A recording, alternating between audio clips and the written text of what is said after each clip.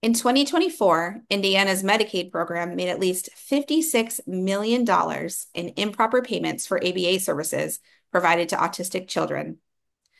Since 2019, Florida's Medicaid Fraud Control Unit has recovered over $54 million through settlements and judgments against fraudulent ABA providers. And in Minnesota, spending on autism services exploded by nearly 3,000%, from $6 million to $192 million in just 5 years. During one 3-year period, a single provider billed Medicaid over $850,000 for ABA services for only one client. How much of that spending was fraudulent? Nobody knows for sure, but federal investigators are asking the same question, and the field is feeling the impact. Here's the thing. Most people in this field believe they would never commit fraud. And that's exactly why this conversation matters. Because those massive fraud cases, they often started with tiny justifiable choices: rounding up session times, backfilling a note, checking a box without really thinking. Today on Action Insights, the intersection of ABA and mental health, we're talking about fraud in ABA, not just the headline-grabbing scandals, but the everyday behavioral contingencies that can pull ethical professionals off course, and what we can do to stop that drift before it starts.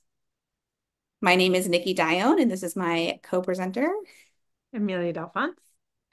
And before we get into the meat of the podcast, I just want to talk a little bit about CEUs. So you can earn CEUs for this podcast. There will be 3 code words throughout the time we were together, and write those down as you hear them. Once we're done, there will be a link in the description that you can use to buy CEUs for only $5. And then you'll have to take a little mini quiz to fill in the code words in order to earn those CEUs. So in the intention toward today's podcast, our first code word is fraud. So our first code word is fraud. Thanks, Nikki. So this episode, we're not really going to be talking a lot about the big fraud cases, even though that's what makes the headline news. But we want to focus our discussion around understanding why good clinicians in the real world actually end up being pulled toward unethical billing practices, and how you can stay grounded when the pressure is real. So even me, as I consider myself a highly ethical clinician, I could be put in circumstances where fraud seems like almost a correct choice. So when those conditions are real, people who believe themselves to be ethical end up engaging in highly unethical practices. And there's a lot of behavioral contingencies. There's some research around it, which I dug into in one of my CEU courses, and I became really kind of fascinated by it. The CEU course I can link in the description. It's called The Moral Tightrope: Why Good People Sometimes Choose the Wrong Path. And when I chose that topic because I moved from New Hampshire to Florida in 2019. And there was, I had heard rumors about fraud happening in Florida, but I was astounded by just the level of fraud because it felt like it was just kind of everywhere. And I felt like I needed to understand it better because I don't, on a very real level, did not understand why it was so prevalent in all of these different areas, because there can't be that many unethical people in the world. So that's where that all kind of came about. And I thought that this would be a really fun conversation to have, because what's more fun to talk about than fraud? Don't commit the fraud. No. I think as you're talking, I'm just thinking about, right, when we think fraud, we think these really huge, like you said, the large kind of known, obvious maybe more obvious kind of behaviors that we might engage in that lead to fraud. But what you're really talking about is maybe these small like micro moments or like these things that are set up that might put us in positions where we might not even realize, or we might not have the support or all those things to recognize that what we're doing could be considered or is actually fraud. Yeah, and so there are three different pieces, three different words that I want to define because they all play different roles in this conversation. And you used one of them, and that's the word misunderstanding. And that's unintentional billing errors due to the rules being kind of confusing or complex. And that's something that's different than fraud, although it still will result in some of the same consequences in that you would have to pay that back. But if it's unintentional, then it's not illegal necessarily. And then there's unethical behavior, and that is some sort of behavior that violates our ethical standards, but it doesn't necessarily violate the law. And that might be something like requesting more direct service hours than is really clinically appropriate. It's not illegal to do that, but it is unethical to do that. And then fraud, and that is the intentional deception for financial gain. So the difference between misunderstanding and fraud is that intentionality piece. And it's so helpful to clarify that, right? Because and if you listen to us, we always kind of reflect back on our long careers. And I can think back to times where I've worked in places or policies aren't clear, or I'm given a direction from somebody above me, and I maybe don't always know the right answer. And then I follow along and then I'm like, oh no, right? Or where something might happen and I unintentionally do what did I used to do? I'd be like 11 a.m. to instead of 11:45, I'd put like 11:45 p.m. instead of a.m., right? Like we have these like unintentional misunderstandings and things that we end up having to correct and pay money back and fix. So it's helpful to think about like the intention behind what we're doing. And that's the difference between fraud by definition and then other situations. Yeah. And I think that that's something that's really important to recognize. But there's not a lot of research in the field of ABA, which I would love to see some more research in this area in ABA, because it's not just behavioral principles, but there's environmental factors that can influence somebody's engaging in fraudulent behavior. And the most of the research happens in the business world. And so they have what they call the fraud Pentagon. And so when there are these five conditions in place, fraud is much more likely to happen. And the first of those conditions is a need or some external pressure. So often the pressure comes from your employers. They set really high minimum billing targets. Maybe there's an audit coming up and you're feeling pressure to edit your documentation to align with whatever was billed, or to cover up any mistakes that might have been made. And this often might happen with under-resourced clinics, or it might happen if you're working for a private equity firm that is just really focused on those billable hours.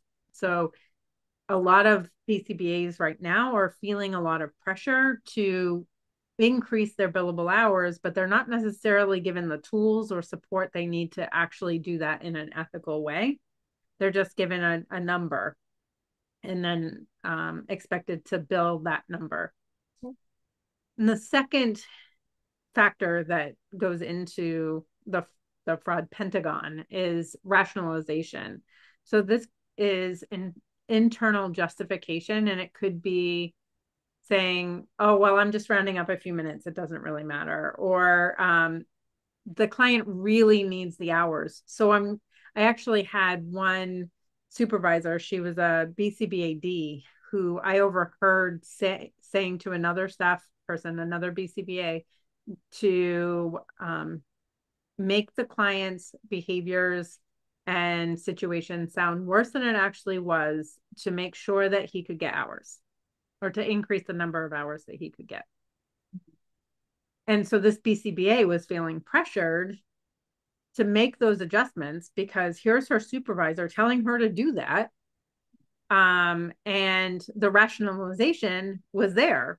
Well, he needs the hours. It's only fair. It's what he actually needs. These are the hours that he actually needs.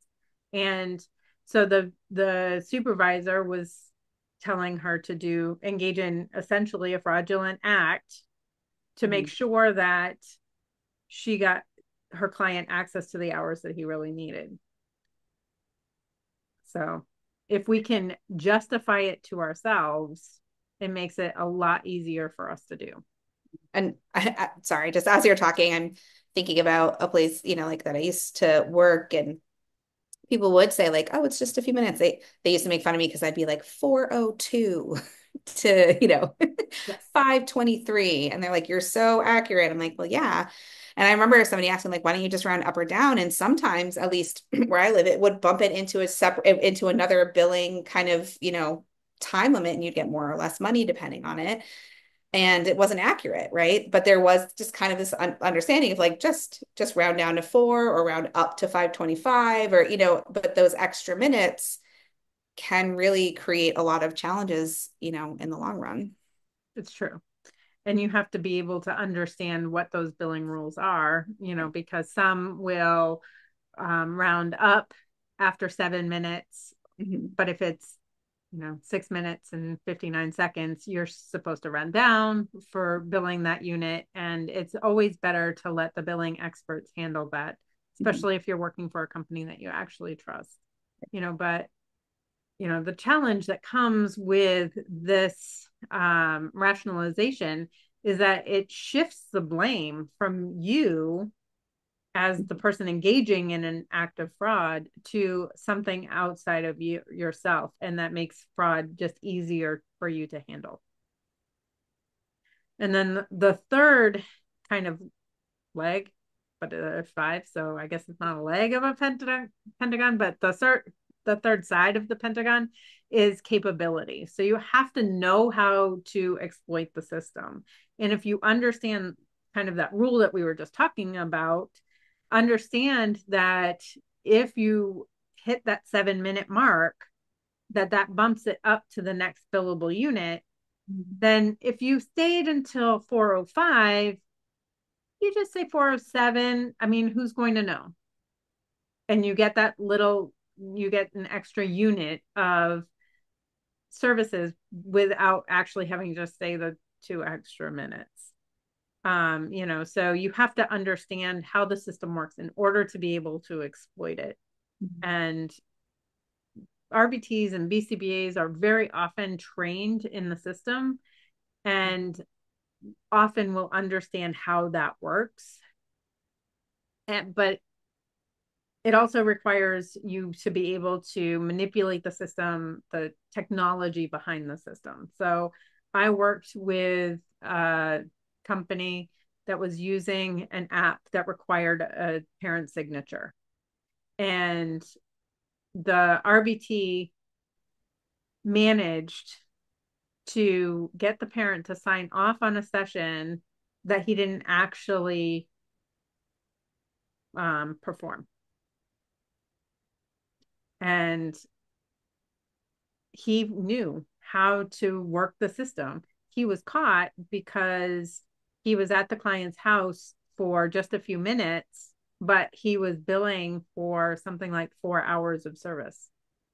And what he didn't know was that the app actually tracked the GPS for the amount of time he was at that location.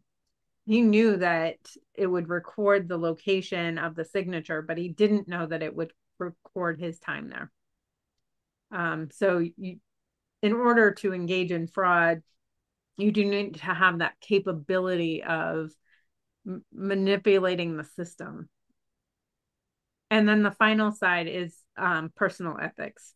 And we like to believe that personal ethics is the piece that can keep us from engaging in these fraudulent acts. And it certainly will keep us from engaging in the bigger fraudulent acts. But things like our ethics code alone do not eliminate enough of the other factors that people who are highly ethical wouldn't engage in fraud when the other factors are strong. So often people see insurance fraud as a victimless crime. Um, that's one that hits me hard because if you think about it, the insurance companies get their money from somewhere. And we were just talking about it. Our insurance premiums are really, really high. And do you know why? You know?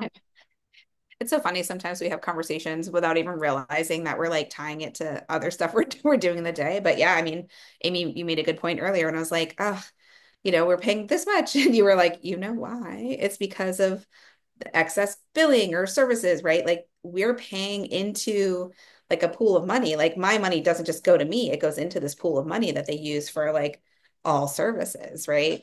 Mm-hmm. Um, and that's where it's not really a victimless crime, right? Right. Because it is impacting in so many ways, or it's not just an insurance impact, like it impacts all the people who kind of, pull into that system. Mm-hmm. And it's made the field of ABA a very untrusted field.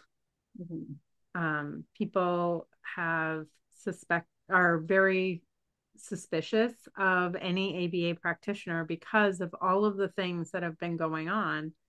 Um, the BACB actually sent an email a couple years ago to all Florida certificants about the level of fraud that was happening within the state.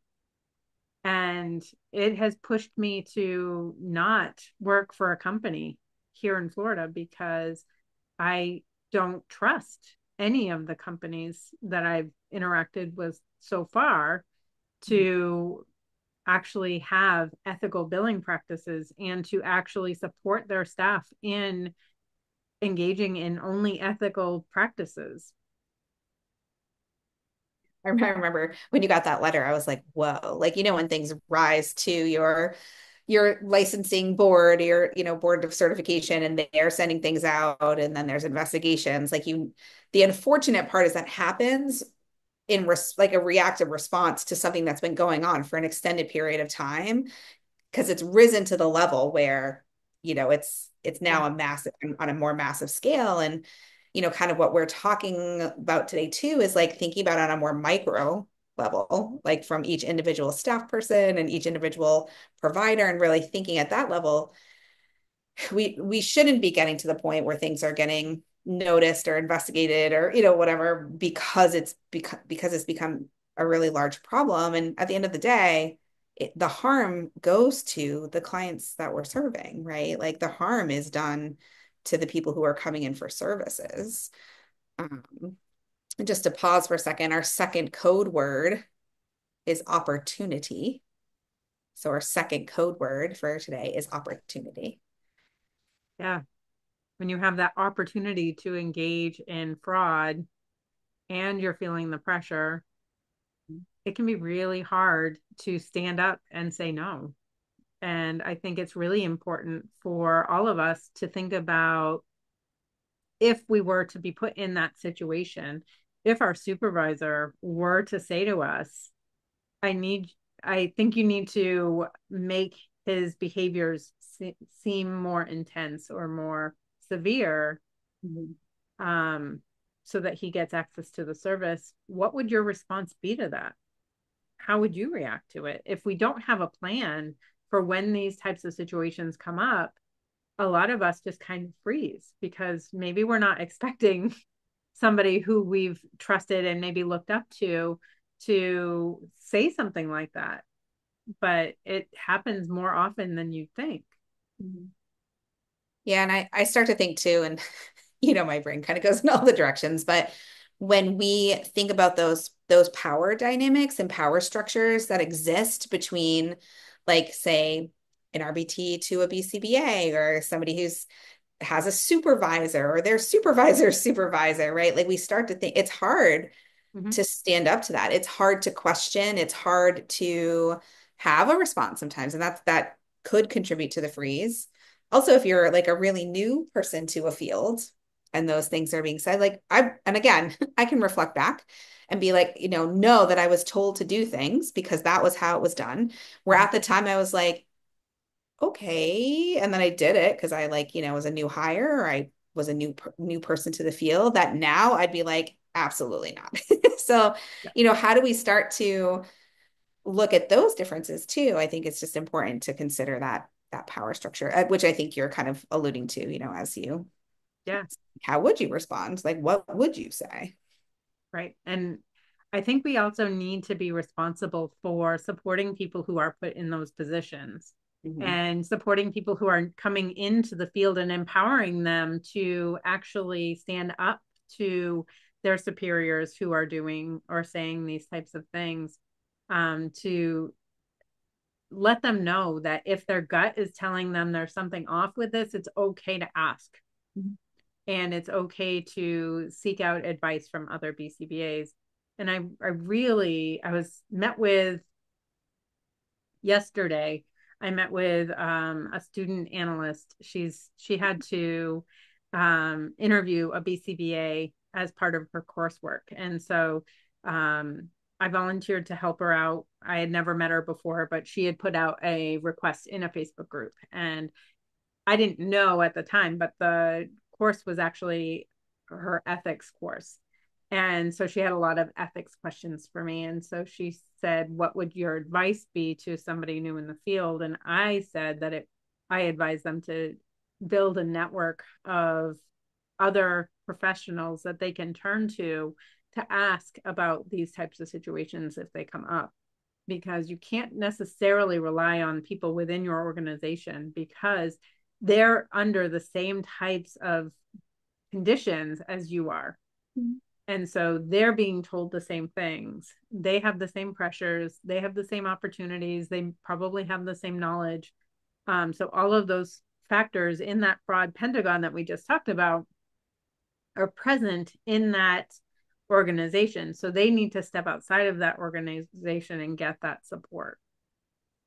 And I really believe in the value of peer consultation. I think it's important in so many ways, not just kind of bouncing ideas of like, is this fraudulent or ethical, but having support and having, kind of that ability to go to people. And I think it's talking to somebody and asking and questioning is not a bad thing, right? You always get kind of a second opinion. Like, if I go to see a provider and I'm not sure about what they're saying, like, I go get a second opinion, right? It's kind of that same context. It is. You really have to think about it too, because if you are having to ask this question, and if the question itself is making you feel a little awkward or uncomfortable, then it's probably good for you to be asking that question. Because if you're not sure that you want other people to know that you've been asked to do this, Mhm. then you probably shouldn't be asked to do it. Yeah. And so many of us are reliant on the income from our jobs that we feel we don't have a choice, that we have to do what we're told or we're going to lose our positions. But BCBAs are really in high demand. Not that it's easy to find another position that aligns with our values. I do encourage all BCBAs to have some sort of backup income because it's just a turbulent field right now. Yeah. Yeah. And I think, all of those things that you just kind of brought up. And I was thinking something I've learned over time is that I don't say yes right away. Because if I don't agree or disagree right away, right, I don't kind of come up with a hard yes or no Mhm. immediately. It allows me to take the time to really think through it. It allows me to be like, oh, is my gut telling me something's off? Or do I feel uncomfortable with this? Or is this within my ability or capacity or competency, right? It just gives us so much time to just pause and reflect. And we know that the therapist, Nikki, has to come to the table. And the reflection piece in any field is so important because it allows me to check in with what am I bringing to the table? What are my comfort or discomforts? Do I agree, disagree? And I think you had framed it as kind of like slow down the justifications, like really think about it. So like, would I document this openly? Or a question I like to ask myself is, am I providing the same level of service and care and treatment to every single client who walks through my door? Am I doing more or less for somebody? Am I ask, you know what I mean? Like I just kind of try and live in that space because sometimes we're all humans, right? Sometimes the answer is yes, I am doing more or less. And how do I shift that? But if I say yes or no, or I agree right away, or I just do the thing that I'm being asked to, the likelihood that I will engage in fraud or other kind of unethical things increases. Yeah. I really do want to encourage all of you to, if you feel comfortable standing up to your superiors and saying no when something like this comes up, or questioning the requirements or recommendations when they don't align with you, your values. If you feel comfortable in those situations, I really encourage you to find other people who don't and help them get to that place where even somebody who's brand new in the field in a role, they can stand up and say, no, that doesn't sound right to me. Um, I do think that that's really important. I do think that there are some strategic systemic changes that can be made to reduce some of the contingencies that exist for fraud. The challenge is that it's kind of universal in our field right now. So one of the things that could reduce some of these is to untie the your compensation and your bonus structure to the billing volume. Mhm. But right now, all of the companies that I'm familiar with base all of their bonuses on the number of hours billed because it's billable hours that bring in income. So I understand why that exists, but it opens the door to those fraudulent billing practices. Mhm. And I think that if companies could just kind of be aware and open and watching for those pressures that exist within the clinical culture, if somebody is struggling with money and they feel like they need to increase their billable hours so that they can get a bonus to Mhm. pay for whatever's going on in their life, then it's going to be really important to support them in doing that in an ethical way. And kind of the third thing to think about too is, can we normalize talking about these kind of ethical uncertainty situations, right? Not just code violations where we can like pull up the ethic and be like, you are currently violating code 1.02. No. But really having these open conversations. And I feel our due diligence as leaders, supervisors, people in leadership positions is to create that culture where we have open dialogue, where it's okay for people at any kind of level to be supported and learn a skill to talk about these things if it's like you said earlier, if you're uncomfortable, and also to make it part of like the day-to-day kind of things where people could ask or stand up or like say I don't know if I agree with this, or can we talk about like how this might be feeling uncomfortable for us. Because I think if we do that, the likelihood that we engage in unethical behaviors and decision making, including fraud, decrease significantly. And I'll have to look for it. So I don't have it right now. So hopefully I can find it so we can put it in our resources. But there is in the psychology field, there's some information around that longer that we've been in practice, the likelihood that we engage in unethical behavior increases. And I'm sure there's stuff in all kind of fields around that. Um, and I think part of the piece of that is what is our culture around talking about ethics, and what kind of peer support and supervision are we getting ongoing. As a licensed person who's been licensed for many years, my responsibility to engage in supervision per my board decreases Yeah. compared to when I was learning or first getting certified or licensed. Why is that? I don't become, like I need support forever. So Those are just some things that I think are helpful to think about as you move forward. I agree. And that last code word before we end is pressure. I know you're all feeling the pressure. If you're working in the field of ABA at all, you're feeling pressure because it's just a high pressure situation, even if it's not pressure to engage in unethical behavior, you're feeling pressure in other ways as well. And that can lead to burnout, which happens to be the topic of our next podcast, if you can believe it. So I want to thank you all for being here and for being one of the voices that working to make this field better and stronger. And I hope you join us next time on Action Insights, the intersection of ABA and mental health. Thank you.